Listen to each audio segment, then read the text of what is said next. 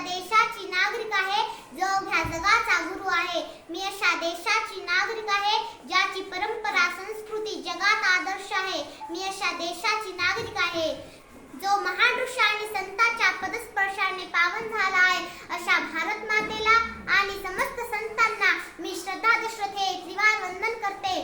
सन्माननीय व्यासपीठ आणि गुरुजन वर्ग, आजच्या वक्तृत्व स्पर्धेचा माझा विषय आहे प्रबोधनात संतांचे योगदान.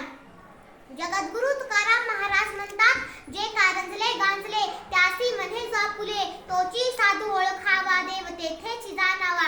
रंजल्या गांजलेल्यांना आपली म्हणण्याची वृत्ती संतांनी समाजात पेरली. देव आणि धर्म म्हणजे केवळ कर्मकांड नव्हे, हा संदेश देऊन निस्सिम भक्तीची परंपरा वारकरी संप्रदायात निर्माण केली. ती संतांनी सामाजिक बंधनात जखडलेल्या स्त्रियांना मोकळा श्वास घेता यावा, स्त्री पुरुष भेदभाव नष्ट व्हावा आणि स्त्रियांना समाजात सन्मानाने वागणूक मिळावी म्हणून संतांनी अभंगातून समाजाचे कान उपटलेले दिसतात.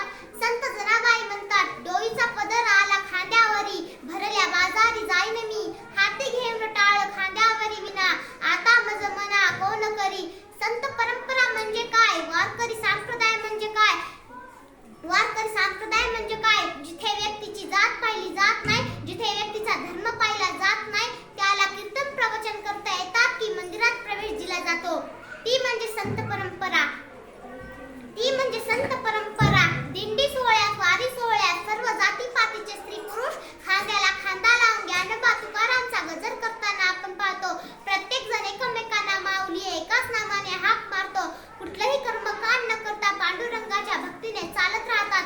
हा भक्ती मार्ग आम्हाला दाखवला तो संतांनी, पण अलीकडे आम्ही तोच भक्ती मार्ग विसरलो की काय अशी शंका यायला लागली आहे. कारण ज्या संतांनी जातीपातीच्या पलीकडे जाऊन विचार करायला शिकवले, त्याच संतांच्या जातीपातीत विभागणी करताना दिसून येत आहे. ज्ञानदेवे रचियेला पाया तुका झालासी कळस, असे म्हणताना संत एकनाथ, नामदेव, जनाबाई, नरहरी सोनार, सुखामेळा, गाडगे बाबा आणि संत तुकडोजी महाराज या सर्व संतांनी प्रबोधनाची मोठी चळवळ महाराष्ट्रात उभी केली.